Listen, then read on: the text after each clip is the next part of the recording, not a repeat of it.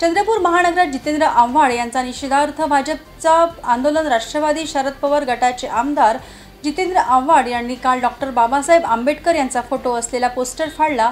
त्यांनी महामानव डॉक्टर बाबासाहेब आंबेडकर यांचा अपमान केला। हा अपमान डॉक्टर बाबासाहेब आंबेडकर यांचा नसून या देशातल्या प्रत्येक आंबेडकरी विचारधारणेला मानणारा माणसांचा केलेला आहे। माफी मागून चालणार नाही। ज्या महामानवाने संपूर्ण मानवजातीला मानव म्हणून जगण्याचा अधिकार दिला, त्या महामानवाचा अपमान करण्याची जितेंद्र आव्हाडला कसलाही अधिकार नाही।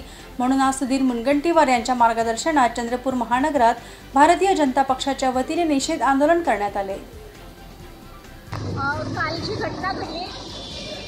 राष्ट्रवादी शरद पवार गटाचे जितेंद्र आव्हाड हे स्वतःला नेते समजून घेतात, पण त्यांनी काल चौदार तळा या ठिकाणी महाडच्या डॉक्टर बाबासाहेब आंबेडकरांचा फोटो असलेला पोस्टर फाडलं आणि त्यांनी महामानव डॉक्टर बाबासाहेब आंबेडकरांचा अपमान केला। हा अपमान फक्त डॉक्टर बाबासाहेब आंबेडकरांचाच नसून आंबेडकरी जनतेचाच नसून या देशातल्या प्रत्येक आंबेडकरी विचारधारेला मानणाऱ्या माणसांचा केलेला आहे। आणि म्हणून जितेंद्र आव्हाडांनी हा अपमान जाणीवपूर्वक केलेला आहे असं एका व्हिडिओमधून आपल्याला पाहायला मिळतं आहे।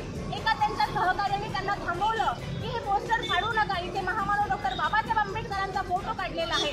त्यांचं न जुमानता जितेंद्र आव्हाड यांनी डॉक्टर बाबासाहेब आंबेडकरांचा फोटो काढला आणि डॉक्टर बाबासाहेब आंबेडकरांचा अपमान केला। ज्या महामानवांनी संपूर्ण मानवजातीला उभं राहण्यासाठी, संपूर्ण मानवजातीला मानव म्हणून जगण्याचा अधिकार दिला, त्या महामानवाचा अपमान करण्याचा या जितेंद्र आव्हाडाला कसलाही अधिकार नाही। आणि म्हणून आज संपूर्ण महाराष्ट्रभर एकाच वेळी सकाळी 9 ते 10च्या दरम्यानमध्ये भारतीय जनता पक्षाच्या वतीने राष्ट्रवादी काँग्रेसचे शरद पवार गटाचे जितेंद्र आव्हाड यांचा जाहीर निषेध केला आहे। जितेंद्र आव्हाडाने जरी माफी मागितली असेल तरी महामानवांची जी तुम्ही अपमान केला, महामानवांचा तुम्ही जो अपमान करण्यासाठी जे तुम्ही काम केलं, हे काम फक्त माफी मागून चालणार नाही। आणि म्हणून भारतीय जनता पक्ष आदरणीय सुधीर भाऊंच्या नेतृत्वामध्ये आज त्यांचा चंद्रपूर महानगरात निषेध करण्यात आलेला आहे।